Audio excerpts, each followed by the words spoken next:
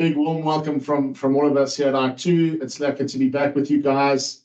We've got some very, very interesting content for you today, but also coming up throughout the month of Feb. As you've probably figured out, the subject today is Lead the Future, 7 Steps to Winning in an AI World. And we've got a world-class presenter in Dr. Justin Cohen joining us. He's one of the world's leading experts in human transformation. I've done a course with him personally, and I can absolutely vouch for his content. He's a best-selling author and global speaker. Dr. Cohen has hosted the CNBC Africa television talk show, where he's interviewed some of the world's leading experts in success. He's rubbed shoulders with all sorts of luminaries, such as Deepak Chopra, Jack Canfield, John Maxwell, and Richard Branson. So I think we're in for a very exciting and interesting discussion today. I don't want to take up too much time, but I'm sure we're going to be engrossed with what Justin has to say to us today. So Justin, welcome. We're looking forward to a great session. Over to you. Excellent. Thank you. Thanks so much, Rob. Great to be with you all. And, I don't call this the new normal. I call it the new better. The fact that we didn't have to get into planes, trains, and motor cars to get here today, that we can all come here from different parts of the country, and maybe even some of us coming in from parts of the world. But what really helps is that I can see you. So I'm going to ask you to turn on those cameras. We want to make that eye contact. In an AI world, relationships, as we're going to discover, become even more important. The personal connection becomes even more important. In a high-tech world, we really need high touch. So there I see Kim, I see Kevin, I see Sadesh, I see, some of you, coming on. There's Farron, really appreciate it. Hey, Erica, good to see you. Happy Tuesday, everybody. There's Debbie, there's Dion, Sean, Devalt. Wow, Claire, thanks, guys. I really appreciate this. Rob and I were chatting earlier, and Rob said, listen, I know you like the cameras, but I don't know. I mean, we'll ask, but I can't say they will. Rob, how's this? How great is this? I just love it's amazing. Isn't it beautiful? I think we've caught them at a good time of year, Justin. We've nailed it. I just think I caught a bunch of great people who get that I'm not doing this for you. I'm doing this with you.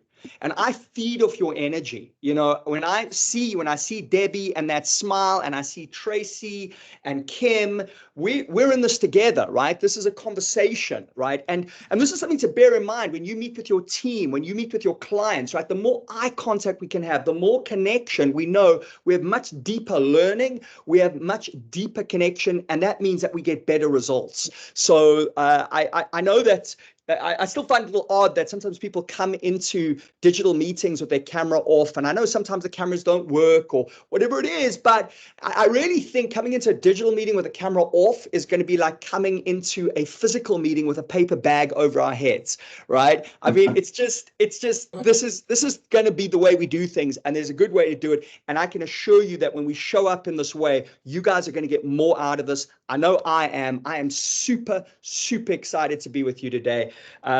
This is a very, some of you will, have known that I've written a number of books, and Rob was kind enough to share some of what I've done over the past few years, but I'm so excited about this new baby, WTF, what the future, and that's what we're going to be talking about today. So let's get straight to it. Now, I just want to confirm you can see the slides. I can't see the slides, but that's okay. I'm going to see if they move along. Can you see the slides? Give me a thumbs up if you can see the slides. Yes, great. Yeah, we can see them, Justin. All good. Great. I can see it. And if I do that, did the slide move forward? It Not did? yet. It didn't. Okay, so let me see. What I probably need to do is somehow get back to the slide. So I'm glad you can see the slide. I just can't see it at the moment. But let's see if I go, how about that? Does the slide move forward there? Yes. Okay, brilliant. Okay, good. Well, let's get to it. Welcome to the future. We are undergoing the greatest acceleration of change in the history of humankind, nothing short of a revolution in the way that we live and work. And you don't need to be a futurist to see it. I mean, you can be a presentist and see it right here now in the palm of our hands. I mean, we are carrying around more computing power than what it took to get Apollo to the moon.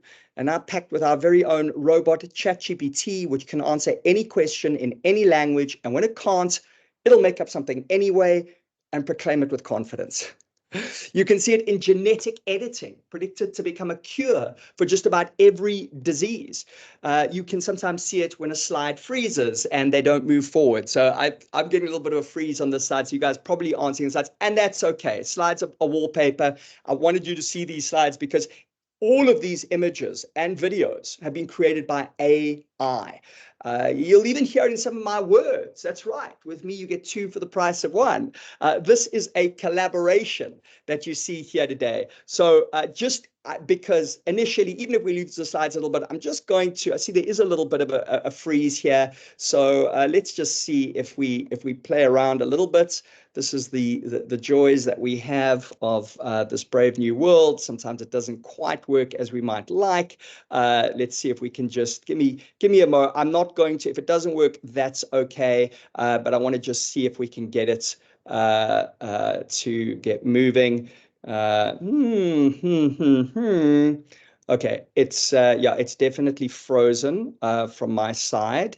So all right, let's so here's what I'm going to do. We're going to back out of these, which apparently is not happening either. Okay, so let's see. Sorry guys, let me come back to that. I'm actually going to let me just shut this. I'm going to have to shut the slides down because they have completely and utterly frozen from my side. So let's do that. And we are back. Okay, so there are some amazing slides there that are not that important because ultimately, again, it's about you and I. So let's get back to it.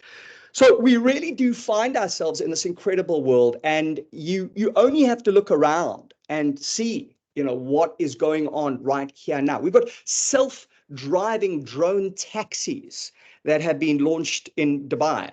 Apparently, they're using our own South African taxi drivers to guide them because they need people who are completely unbound by the rules of the road.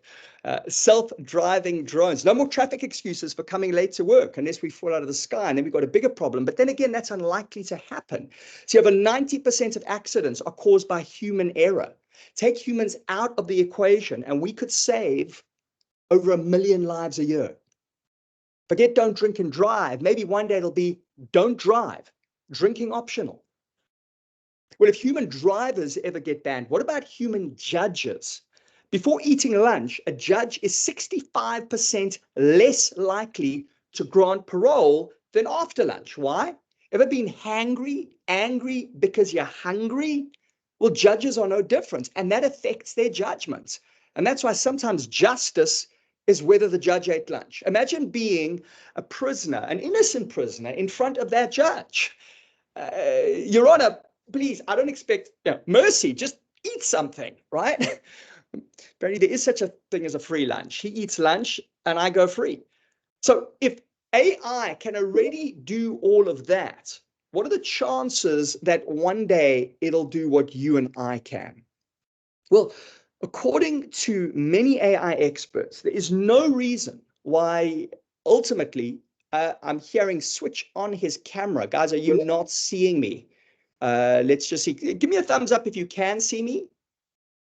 Yeah. Okay. So some of you. Justin, I can see you. All good. Okay, great. So it seems that somebody might not be able to, but okay. So all of you can. All right. Good. I can make a suggestion if you guys want to just click on the three dots on the right hand corner of Justin's screen and pin his picture to your screen. Then he comes up big and everyone else comes up small. Might be easier. Okay, great. I am also just going to see while we're pausing there if we can get this going, our slides again. But again, not a big deal if we can't, but let's just see. Here we go, PowerPoint live. Okay, How's that? Can you guys see that? Okay, let's Yes, see. you can. Okay, let's see how we go. Okay, so where were we? We were talking about this incredible brave new world. So if if AI can already do all of this, right?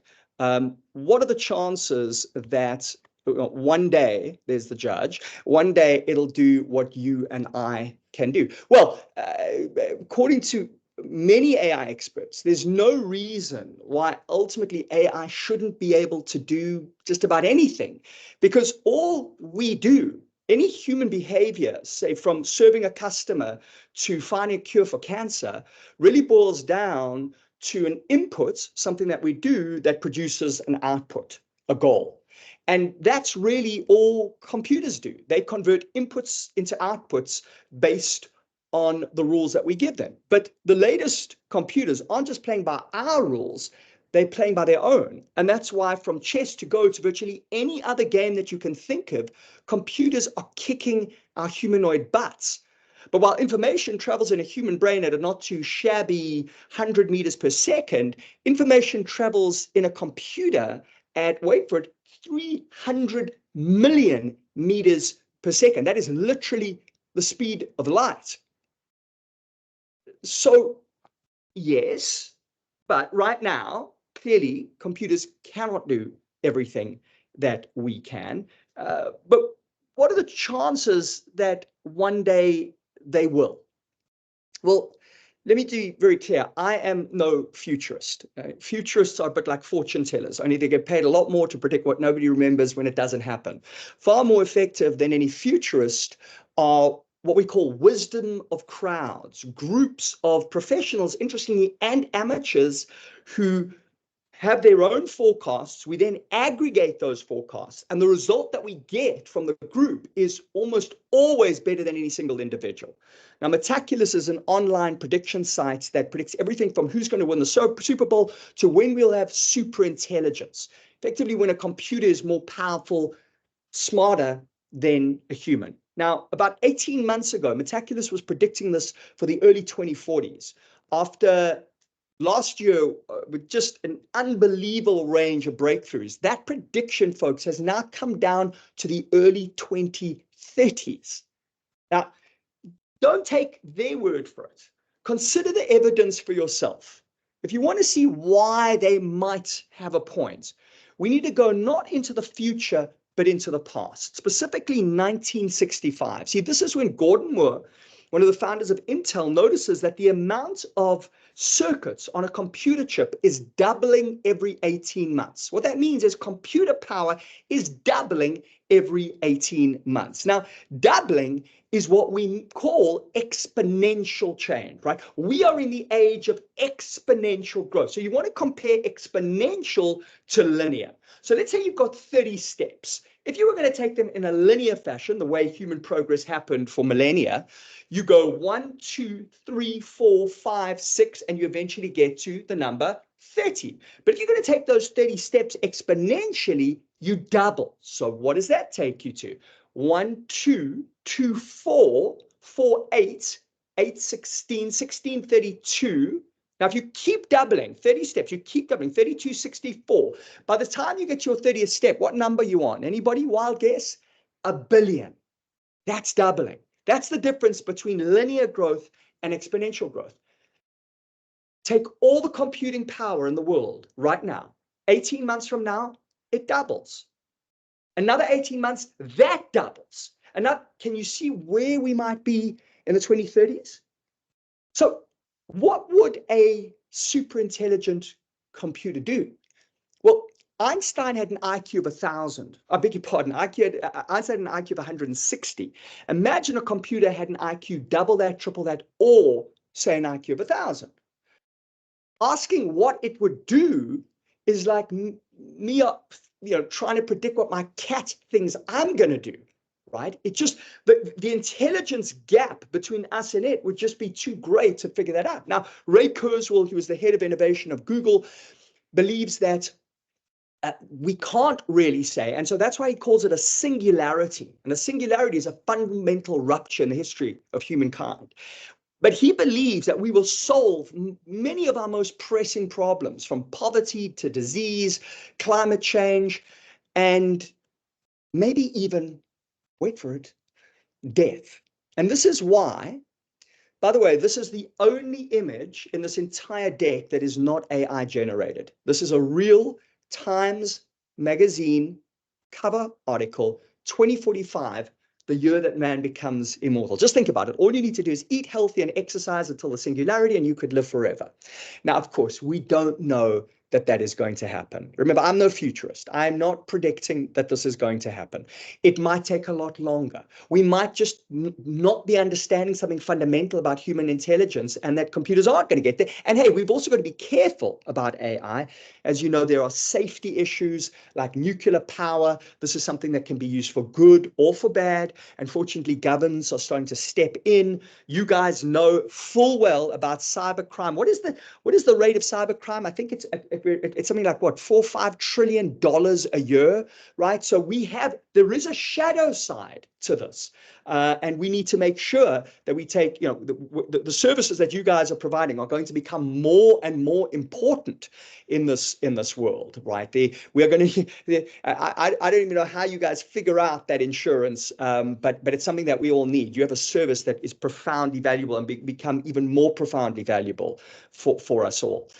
So we don't know this is going to happen. And this is very important because, as I said, I'm not a futurist. Prescience, the ability to predict the future, is much less important than resilience, the ability to deal with what is unfolding. Now, what is unfolding is the greatest acceleration of change in history. So the question is, how do we thrive now? How do we thrive now? And to answer that question, we need to understand something about what is still the most powerful computer in the known universe. The 3 pounds of meat between our ears, the human brain. Now, what's curious, folks, about the human brain is that humans have possessed brains largely the same shape and size for about 100,000 years. And for the first 40 to 50,000 years, we just weren't very impressive. Imagine you're one of those first human beings, call him Adam. You roam the African savannah in a band of 20 people, naked, foraging for wild plants, scavenging for meat. If you're lucky, you make it to the ripe old age of 29. Live fast, die young without a good-looking corpse. Not here for a good time or a long time. And this is how we continue to live. Think about it. Humans with the same brains as you and I are just not doing anything very impressive. And then round about 60,000 years ago, we see this explosion of human development, sophisticated tool use, fire, shelter, boats that take us around the world. And for a while, there were people saying, there must have been some kind of genetic change that increased the size of our brains. Now we know that's not the case. Those guys had the same anatomical brains as us. So what happened? Well, to understand what happened, you don't need to go back 60,000 years. Just go back 150 years ago, where we've changed arguably as dramatically. My grandfather used to marvel that in his life, he went from driving in a horse and cart to a motor car to a jet aeroplane. One man's life. Imagine you died 150 years ago, came back to life today. You would see beings who speak to little animals against their head. What else is that thing? Who ride in the stomachs of great beasts at impossible speeds and sometimes even fly, not just like a bird, but fly to heaven. You'd think, where are the humans? Who are these wizards? And you'd have a question that up until recently we couldn't answer. How is it that the same brain in the heads of men that said, aga is the brain that put Neil Armstrong on the moon? Well, you see, the brain is like the hardware of a computer. And what really makes it special is software. And the software that drives human brains is learning. Our superhuman progress has been driven not by our brains, but by the learning inside our brains. Learning is how we do our mental software update. Have you ever got an update on your computer? And you're like, yeah, I'll get to it later. And soon you've got an update of an update of an update that you haven't updated yet. And your computer is slow and buggy and it's irritating. Well, what do we do as amazing humans? We put it off till tomorrow. Maybe it's time to do an update of what is still the greatest computer in the known universe. Maybe it's time to do a mental software update. What app are you currently running, amazing human? Is it an app that keeps you frustrated and angry, resisting change? Is it the I'm not good enough app that we download from social media, or the doom and gloom app from the news? Breaking news. We're about to break your spirit so that we can sell you things to make you feel better. Maybe it is time for a different app, one that ignites hope and curiosity, one that enables us to be the best version of ourselves. This app is made up of 7 mental software updates. 7 mental software updates that we can use to truly thrive during the greatest acceleration of change in history. So, are you ready for your first mental software updates? I'm going to close the slide so that I can see you all. If you are ready for your first mental software update, raise your hand in the air and say, update now. Are we ready? Yes, beautiful. Ricardo, I'm seeing 2 fists in there. Rob, 2 fists. Kim, thank you. Beautiful. All right, here we go. Here we go. And I'm just, because I have not been seeing this chat, and I see they, okay, good. All right, we got a few messages coming in there. Okay, great. Okay, so here we are. We are going to get to our first mental software update. And our first mental software update, my friends, is agility. For thousands of years of human history, success was what you could do with a wooden club. Swing, smash, avoid your head. And the king of the cave was, call him Rocco, Rocco the clubber. He had the strength, he had the stamina. And then a caveman came along, call him Axeman. He learns to fashion a blade out of stone, ties it onto the end of a block of wood, and now you got an axe, and you can attack and defend with much more agility. Well, Rocco hates it. I mean, it requires craftsmanship and precision, and besides, it'll never work. Rocco dies, axe to his stubborn head. And then comes Spirus the sharp. Spirus learns to tie that blade onto an end of a sharp of a shaft of wood, and now you've got a spear, and you can attack with much more safety and even greater precision. And Axeman hates it. I mean, you've got to learn how to aim and throw. Axeman dies, spear to his traditional heart. And then comes Bowboy. He learns to shoot a bow from an arrow, and Spirus hates it. And I think you know how the story ends. New technology doesn't replace humans, my friends. New technology replaces humans who don't use new technology. The question is, who do you want to be? Do you want to be Kodak or digital? Do you want to be taxi or Uber? Do you want to be Goliath with that big, beautiful sword, or do you want to be David with that innovative new sling? Your first software update is agility. Charles Darwin never said the fittest will survive. He said those who are most responsive to change will survive. I say those who lead change will do more than survive. Those are the ones who will truly thrive. I don't know why change has become such a swear word. If tomorrow always looked like yesterday, life would bore us to tears. Yes, it can be uncomfortable, but hey, that's a small price to pay for living in the greatest moment in history. Axeman, Rocco the clubber, Spirus the sharp. Maybe the problem was in their names. They defined themselves by what they did. They never realized that their job titles were temporary. According to the World Economic Forum, AI will take over 85 million jobs by 2025. Here's the good news. AI will create 97 million jobs, 7 million more that are lost. Who's going to get those jobs? When I was growing up, there were typewriter technicians. There were film projectionists. There were encyclopedia salesmen. Where are they? Well, the agile ones are doing just fine. Some of them are drone operators and big data analysts, and some of them are cloud architects, Instagram influencers, assuming that is an actual job. What are the jobs that you and I will be doing tomorrow? The jobs that you and I, with AI, create today.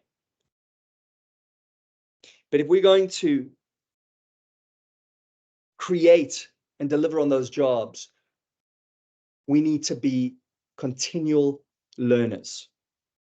We need to learn how to learn and ensure that we are doing this never ending. Eric Hoffer, the American philosopher, said, learners will inherit the earth, while the learned will be beautifully prepared for a world that no longer exists. My friends, the world that does exist is already an AI world. It has been an AI world for a long time, and we already trust AI with our lives, with lock braking systems, with autopilot. We trust with who to fall in love, with 1 in 3 marriages beginning online. Maybe it's not I and AI, us and them. Maybe AI stands for augmented intelligence. And it's not that AI will have an IQ of 1,000, but with AI, you and I can have an IQ of 1,000. Elon Musk, just this week, I think it was just a couple of days ago, has just implanted a computer chip into a human brain. There's company Neuralink. They're starting with paraplegics. These chips are expected to be able to get paraplegics to walk. But the truth is, ultimately, what Musk has his eye on is that we will all have a digital cortex. The most evolved part of the brain was the neocortex. We may be about to get a digital cortex, and we will have complete access and control over the digital world. Now, if you're not quite ready to get your digital cortex just yet, well, you've already got it. It's in the palm of your hands. We're already cyborgs, right? Where what is this thing? It's a prosthetic brain that makes us smarter, faster, and perhaps more glued to a rectangle than we should be. So how do you right now? And I want this to be really practical for you guys. How do you immediately become more agile? And I want to see you. So I'm going to close this slide down here. If I can do that without closing down the entire thing. Okay, there we go. Yeah, it's all very well to talk about these highfalutin concepts like agility. So let me give you something really practical. How many of you have asked AI, say ChatGPT or Copilot, say, hey, this is my job, this is what I do, how do you think I could do it better? Has anybody done that? If you've done that, give me a thumbs up. Has anybody actually done that? Great. I see Hanu has done it. I'm not necessarily seeing all of you, so some of you are putting up your hands. I think there's Rowan, Cheryl. And I will bet, this isn't an interactive, otherwise I'd love to hear more about it. In fact, maybe those guys who have done it, why don't you put it in the chat? So you asked AI, you said, hey, this is what I do. How do you think I could do it better? How could I do it better with AI? If anybody asked that question, just put it in the chat. What were the responses that you get? That's agility. It's saying, it's being a continual, it's what the Japanese call Kaizen, continual improvement, right? And we can improve like never before with AI. And this can be very, very exciting. One of my favorite sites is there is an AIforthat.com, which has 8,000 AI applications for over 2,000 tasks. There is so much out there. And I know that can feel a little bit overwhelming, but it's a searchable database. So if you just put in, whatever it is, broker, the cyber insurance, or, how do I, connect or sell this more effectively? Just anything. It is your partner. I wrote this book. I mean, this is just all of these images in this book, many of them you're seeing in this presentation, with AI. This became my writing partner. And up till now, it looks like this is probably my most successful book, right? Because I didn't do it on my own. I did it with augmented intelligence. And so agility means use what's out there, use what's available. I'm seeing they're not allowed to use ChatGPT. I understand, and many of my big clients, of course, also can't use ChatGPT on an intranet, and understandably so with cyber issues and so on. But again, I think take the overall message. If you've got a large language model that you can use, there are many others, Copilot, of course, Bard, and then of course even in our own private time, right? We can as long as we offer the company intranet. So that's just a couple of ways that you can immediately become more agile. It's just looking out for ways in which we can do things better. And people often resist that because it's like, well, I've got to learn to do something and different, and it takes time. It's slow. I get it. If you haven't done something before, it can be a little unsettling. But just think about it. Do what is easy now, your life will be hard. Do what is hard now, your life will be easy. Like if we take on these skills, we're going to be so much more effective, so much better that yes, learning to use them. In my experience, by the way, this has been super fun. I had the most fun in a long time learning how to use Midjourney, which is an AI bot which enabled me to do these images. It has not been tough, but I'm saying even if it is, the best way to be able to do hard things is do hard things, right? The more that we do them, it's like a muscle. We just got to build it.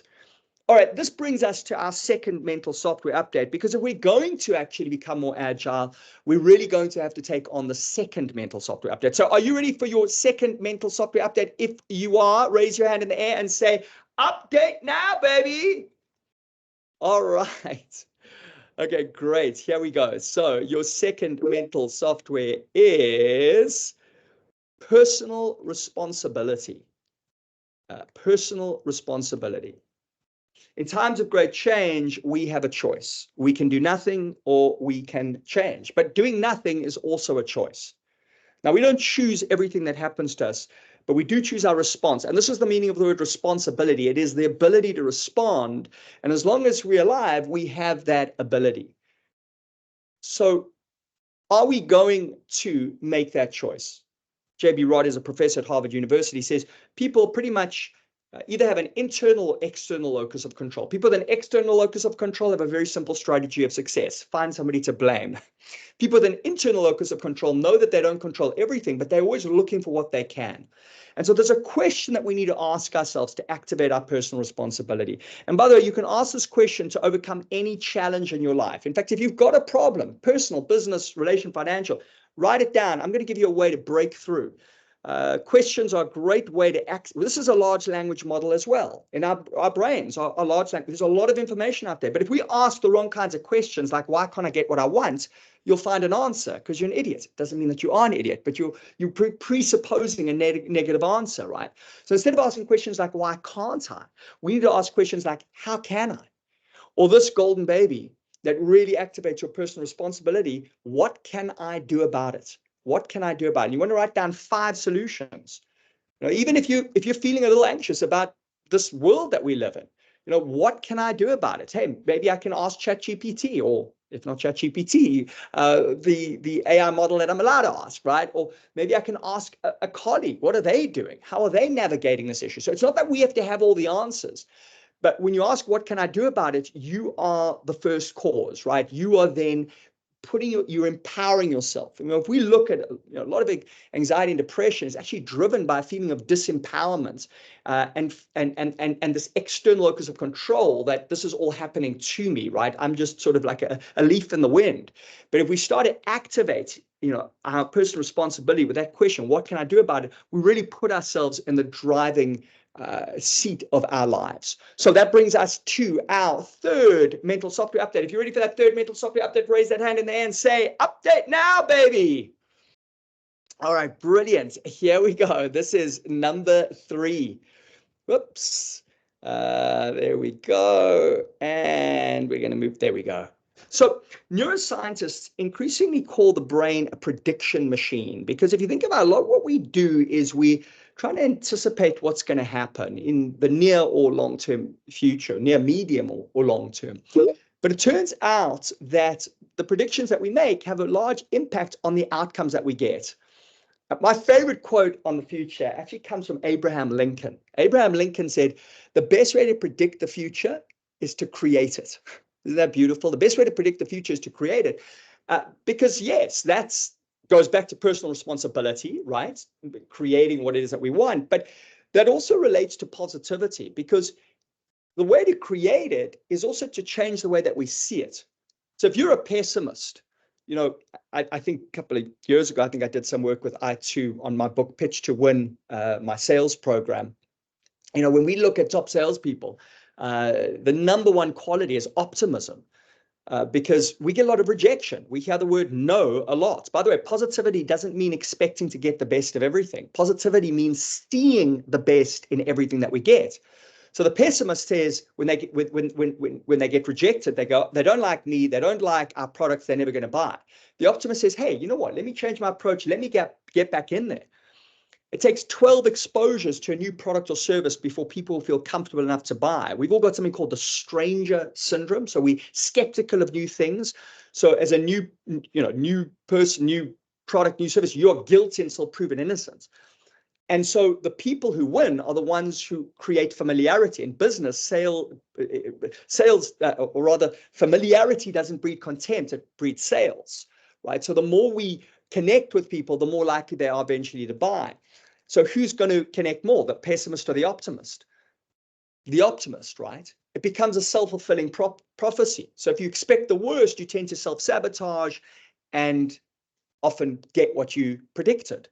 Whereas if you expect the best, I'm not saying you're always going to get it straight away, but you just go into the world with a lot more confidence, positivity, energy, which is really the key to connecting with others and making it happen.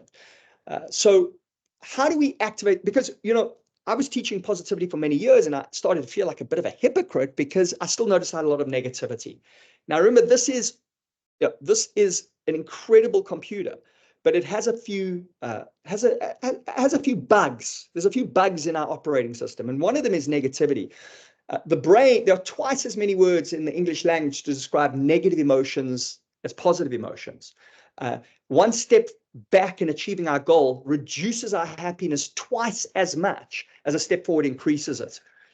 And so the brain, Rick Hansen, the neuroscientist, he calls the brain Velcro for the negative. Something bad happens, we talk about it, we think about it, we make everybody else depressed about it. Something good happens, it's like one of those non-stick frying pans, right? It just very quickly we forget about it.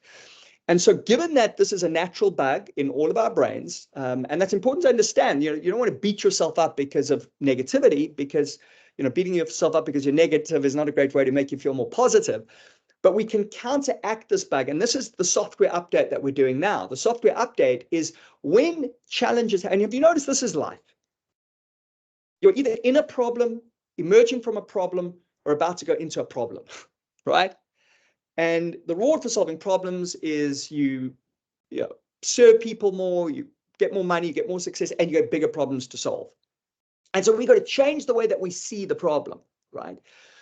So here's the question that I like to ask to activate my positivity. And you might want to do this once again about any challenge that you're currently facing. Ask this question, what is good about it? And you write down 5 things, right? That's how you really, the brain thrives on repetition and flooding. So you don't just want to come up with one thing, 5 things. What's good about this? And you might say, Justin, you don't know what's going on in my life. There's nothing good. Well, about this particular thing, I interviewed Alison. She was raped, stabbed, left for dead. She told me something I will never forget. She said, if I could, I would not make that unhappen.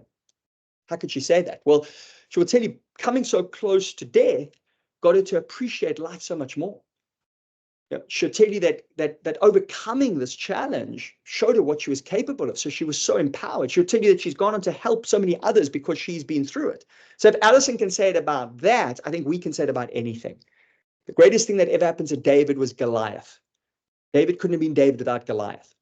So positivity, again, it doesn't mean this isn't toxic positivity when we tell we say everything's okay when it's not. We acknowledge difficulty. We acknowledge challenge.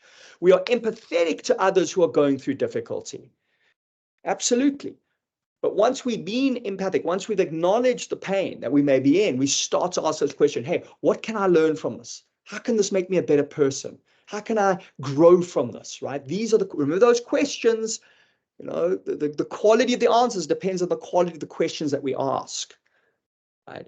And so the question is, what is good about this? What can I learn from it? How can I grow from this? All right, we are going on to our fourth mental software update. If you're ready for that mental software update, raise that fist in the air and say update now. And I want to see you guys. I'm going to see if I can get out. There we go. Okay, are we ready for it? Update now? Yes. All right. Physiology. Justin, just Yay. quickly, your screen's not sharing, at least on my side. Oh, okay. You mean the slides aren't sharing? We're not seeing those? Yeah, the slides I'm sharing, yeah. Okay, I've stopped the slides for the moment. So Okay. let's so that could be it. But I want you guys to stand up because number 4 is physiology. And I want you to just stand up and stretch out your arms for me, please. Physiology. Amy Cuddy calls this a power pose. And what Cuddy has found is that if you stand in a power pose for just 45 more minutes, just kidding, if you stand in a power pose for just 2 minutes, Cuddy has found that you'll boost your testosterone level by 8%. Ladies, don't worry. That is not the equivalent of a sex change operation. Testosterone is actually the chemical basis of confidence and dominance. You'll also reduce your cortisol level. That's a stress hormone implicated in weight retention. So if you overdid it at breakfast, this is really good too. Okay, so pull those arms down and just stand there in the power position, right? It's a little bit like kind of a superhero. Okay, so arms are out. There you go. Okay, chest out, chin up. Smile. Now, there's a feedback loop in the brain. When we're happy, we smile, but when we smile, we feel happy. That's why actually Botox reduces depression, not because you look in the mirror and say, oh, I've got no wrinkles, I'm so happy, but because you don't have the facial feedback for negative emotion, right? Because you can't frown. Now, you don't need Botox, but just smiling more and you're going to feel that impact. Okay, you can pull your arms down, but I want you to stay standing with what I call positive posture. So positive posture, again, you're lifting that chin, smiling, yeah? So physiology, folks, we talk so much about the brain, the mind, mindsets, but we are physical beings. I want you for a moment, slouch, frown. Are you ready to conquer the world, right? Not. Now go with positive posture. Can you feel the difference? So physiology creates psychology. Yeah. And so what we want to do is step into our power. Right. And what we know is that if you were going into a meeting or deliver a sales pitch, and if you did this for 2 minutes beforehand, you would be perceived as more confident. Yeah. And you would actually be more competent as well. You would give a better result if you went in with that positive posture. So the reason I emphasize this is because in a world of AI, we are becoming more and more sedentary. We're staring in front of computer screens more and more. We're not moving. And the problem is when we sit still for long periods of time, we deplete serotonin. Serotonin is boosted by drugs like Prozac. And so it's really essential for emotional well-being. So just by sitting still, we're reducing our serotonin level. That's why we want to ideally work out, exercise every day. But even if you don't exercise, what about doing your phone calls, pacing up and down? Take the stairs instead of walking. Here's what we know. After a workout, your IQ goes up. Can you believe it? If you do an IQ test before a workout versus after the workout, your IQ will be higher. Why? Because you've got blood, glucose, oxygen, and nutrients into the brain. You're going to be more fired up and you're actually going to be more creative and more able to solve problems. So, how do we get our incredible intelligence to thrive? It may think, we might think, oh, well, it's all about the brain exercises that I need to do and I need to read and I need to learn. You also need to move. So make sure that you make that part of that is an absolutely critical mental software update. Okay, beautiful. Listen, those of you who want to keep I'm standing. Why do you think I'm standing, right? Because you can see, right, my energy is going to be better. I'm pretty energized, right? I'm energized because I'm moving, because I'm standing. And so I know that we can't always stand and we can't always move, but that's why I even have a standing desk. I'm not standing all day, but I'm ensuring that I keep moving. So yes, we want to do this for our health. We want to do it for our weight. We want to do it for our emotional state, but we also want to do it to augment this incredible intelligence of ours. All right, folks, we are on to what is it? 5th mental software update. If you're ready for that 5th mental software update, raise your hand in the air and say, update now, baby. All right. Beautiful. Number 5. In a world when the way that we live and work is changing so dramatically, it can start to feel like nothing is secure. And folks, it's true. Jobs are not secure. Some jobs will go out of fashion, but service never will. Service is how we live our purpose. Einstein said, don't try and be a person of success, be a person of service, and success will follow. So what is your purpose?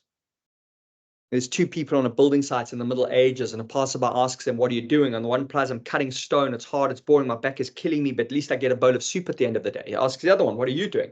He looks up at the sky, his eyes shining, smiling. He says, me, I'm building a cathedral. Who's going to be more motivated, effective? The one who's just putting stone on top of the other, or the one who is on mission, building something greater? Now, that's a cute story, right? But let me give you a direct application. Wharton Business School took a group of salespeople, and for 6 months before they went into sell, half the group listened to stories of other salespeople who'd been in the same position and the perks, benefits, and commissions that they earned.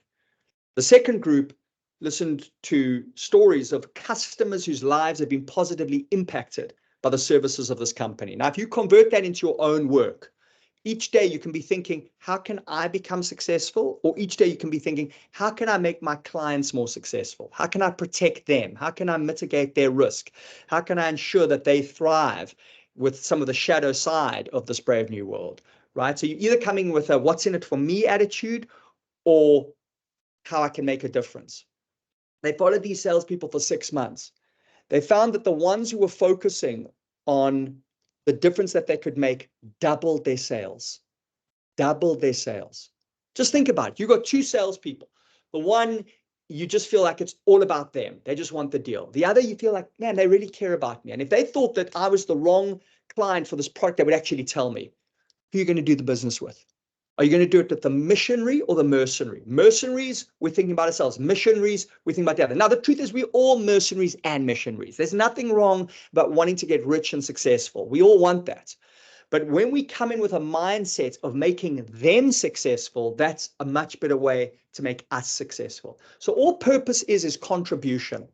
And it's a mindset. It's thinking how can I make a difference here? The word sell, by the way, comes from the Old English sellan.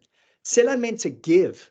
That's right. Salespeople are givers. That's why I truly believe selling is spiritual, because we're out there providing critical services that enable people to be better.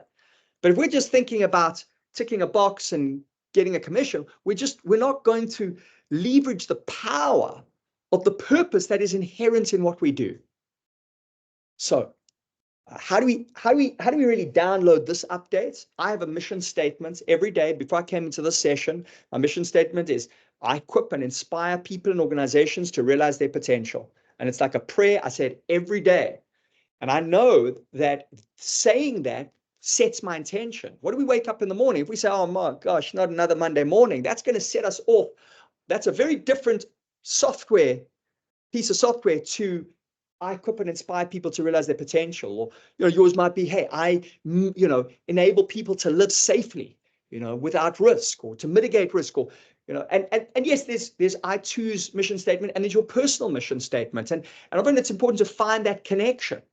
Whether if you're looking for your personal mission statement, start with your grave. If you had on your gravestone, if you could have just 3 words, 3 gifts that you brought to the world, what would they be? Yeah.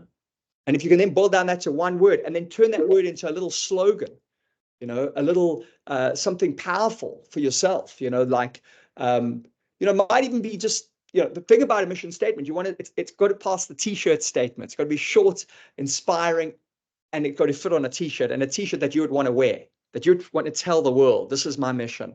This is why I'm here. And that's the key question. Why? What is your reason for being? Now, I know I'm getting a little philosophical here. I see in the chat there, and I know I'm asking these big questions. And the truth is, I do entire workshops, 3-hour workshops on mission statements and personal mission statement. And so I'm giving you kind of a bit of a shortcut on this, but I want you to just start thinking about this. You don't need to have necessarily the right statement, even if it was that 1 word, and each day you just reminded yourself, that would put you into a missionary mindset. That would enable you to better serve those customers. And I would say more likely to get those deals if you're coming in with that missionary mindset. So it's a way to set that intention. All right, folks, and thank you. I'm seeing some nice, I don't see all the comments, but I did just see, I love your thinking. Thank you. And by the way, that's a really, when you just let people know that you value them and you appreciate them, you get more out of them, right? By the way, this is one of the most powerful leadership tools. What gets appreciated gets repeated, right? And so the more that we appreciate people, and this brings us to our number 6 mental software update. If you're ready for your 6th mental software update, raise that fist in the air and say, update now, baby. Thanks, guys. I really appreciate you. I appreciate that you humor me and that you're here willing to have some fun with me. And some of you may be a little skeptical about all of this, might have thought like, oh, who is this crazy dude? But I hope you can see why do I get those fists in the air? Because it's fun, because I get you to move as well, right? I want to get that serotonin flowing. Yeah. So, and I want you to get fired up so that you retain this. Thank you, guys. I'm seeing some beautiful comments coming in, and it fires me up, man. It just fires me up. By the way, the biggest complaint spouses have about one another is lack of appreciation. We take one another for granted. We take our teams for granted. We take our clients for granted. That's the negativity bias. We're focusing on what's wrong rather than what's right. And we need to, we go up to people and say, what's wrong? We never go up to people and say, what's right? But here's the thing. When you focus on what's right, you get better results. I did a lot of work on organizational culture. I can tell you hands down, high praise organization, high performance organization. High praise, high performance. Cornell University took a group of doctors, divided them into 2. The one half a group got a token of appreciation just to say, thank you, really appreciate the great work you're doing. The other half got nothing. They went, they did their diagnosis. The ones who got that token of appreciation achieved their diagnosis in half the time and were nearly 20% more accurate. When as you guys are doing right now, I'm hearing, awesome, love the session, fire. What are you doing for me? You're activating my higher brain. The brain, the computer's a little complicated, but we got 2 brains. Higher brain, where we've got creativity, focus, mental focus, all those things that enable us to do our work well. Then we've got the lower brain. That's the lizard brain. That's our fight or flight response. When you're angry or frustrated or anxious, you're in your lower brain. Now, when you send these beautiful comments and you say, Justin, that's so motivating. Justin, thank you so much. What's happening, folks? You're activating my higher brain. It means you're getting more out of me. Yeah? This is and I say this in the nicest possible way, this is very selfish of you. Because the more you fire me up, the more I share with you, and hopefully the more you get out of it. By the way, I don't really mean that. It's incredibly selfless of you to think about me, and I appreciate that. But I want you to know the same thing applies for your teams. When you let your team know, I appreciate you. When there's that little handwritten note, man, just the other day, I was sharing the story about a handwritten note that takes. Does anybody, come up to you and with tears in their eyes to thank you for paying their salary? Probably not. But you write a little handwritten note to say, hey, I really appreciate, you putting out all those stops. I've met people who've kept those handwritten notes for 16 years. And I keep hearing these stories. I've got multiple stories of people who keep that little note, and it cost us nothing. But it's the appreciation. And then what happens? They want to live up to your high expectations. They want to start appreciation circles every week. Do it with your family. What do we do when we sit around as a family? We immediately go what was wrong that day. Now that's fine. We can talk about what was wrong, but what about starting with gratitude? Hey, each person got to share something amazing that happened today. That's how we download the positivity update. The positivity update is we've got to be more grateful. We've got to focus on things that are working, right? Rather than just the things that aren't. And the things that aren't working, that's great. We've got to be honest about them, but then find those solutions. All right, beautiful. Again, thank you for these beautiful, beautiful messages coming in, guys. I really, really appreciate it. That's super cool. In fact, I'm even going to take a little picture to remind me tonight when I do my gratitude of all these wonderful things. Thank you, guys. That's lovely. Beautiful. So, all right, so what is our 6 mental software updates? And I know our time is fleeting here. Folks, it's people. People. We already have AI. AI is augmented intelligence. We augment our intelligence with our computers, but we augment our intelligence with one another. In this brave new world, you don't need to do it on your own. In fact, to thrive, you need to do it together. The story of human progress is really a story about connecting and learning from one another. If we go back 60,000 years ago to that seminal moment, that explosion of human development, what happened? Folks, language. Language was the game changer. Language is the brain's computer code that enables us to share ideas and come up with something even better. When we look at innovation, it's very seldom one human staring under a microscope. It's usually humans talking to one another, sharing, building off one another's intelligence. See, perhaps our most important intelligence is social intelligence. Don't just use all the brains that you've got, use all the brains that you can borrow. The longest longitudinal study in psychology is the Grant study of human thriving. It started in the 1930s. It's nearly 100 years old, following now 3 generations to see who are the most successful and happy people. And it started with students at Harvard University and the children of blue-collar workers from Boston. So a real mix of people. And they fully thought it'd be, well, if you went to Harvard, you probably have a better result. If you in IQ, if it was, what family you came from. They found there was one factor. People who were highest on this one factor earned on average $120,000 more a year than those who were lowest on this factor. And they were happier, much happier. What was that one factor? Very interesting, the phrase that they use in the research, the warmth of their relationships. The warmth of their relationships. If you had warm, loving, connected relationships with family, friends, team members, clients, you're going to be a lot more successful and happy. Now, here's the thing. If you don't have those relationships, here's the good news. You can create them. This doesn't just happen. Remember, it's a mental software update. Now, I don't have time to go deep into this. I even wrote a book on this called Winning with Relationships, but there's a lot of great books on it. There's Dale Carnegie, How to Win Friends and Influence People, profound tools on how we can build stronger, warmer, better relationships. And if I was looking at one skill to truly thrive in the age of exponential change, your relationships are absolutely core. They will become even more important in the age of AI. People are going to want, in a high-tech world, we want high touch. We will be reaching out to the people who we have the strongest relationships with. And so that's really where we want to focus. And this brings us to our 7th and final, I know my time is just about up, 7th and final mental software update. Are you ready for that 7th and final mental software update? If you are, raise that hand in there and say, update now, baby. All right, beautiful, guys. Thank you so much for playing along here. And I'm actually going to get the screen back on because I want to also give you a chance to download a summary of this. I know some of you have been asking for that, and I'm going to give you a QR code that you can get to in a second. But let's get to that.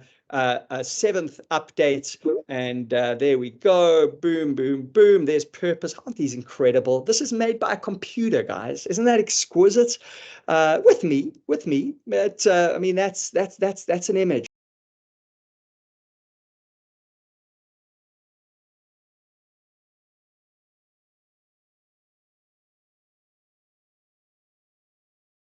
Justin, I think you muted yourself. Oops, sorry. Thanks for that. Sorry, guys.